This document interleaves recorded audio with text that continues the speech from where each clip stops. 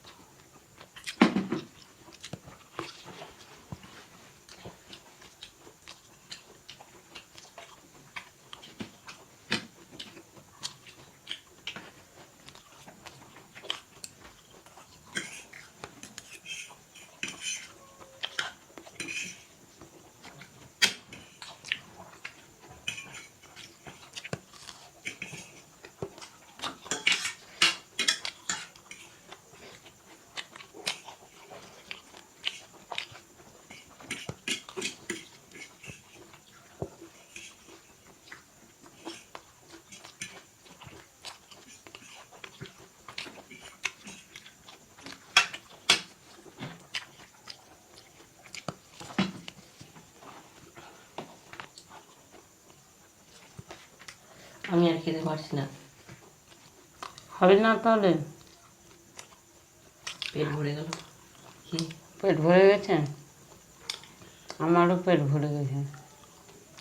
তাহলে তুইও জিততে পারলি না, আমিও জিততে পারলাম না, দুজনে তো হেরে গেলাম।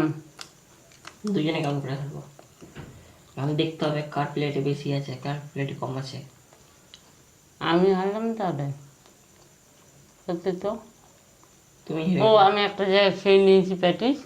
হ্যাঁ, আমার তো একটাই আছে, আর তোমার তো দুটো জিনিস আছে। এগুলো সব খেয়ে নিলেই হতো, কিন্তু আর পারছি না আমি খেতে। আমি এগুলো পরে খাবো।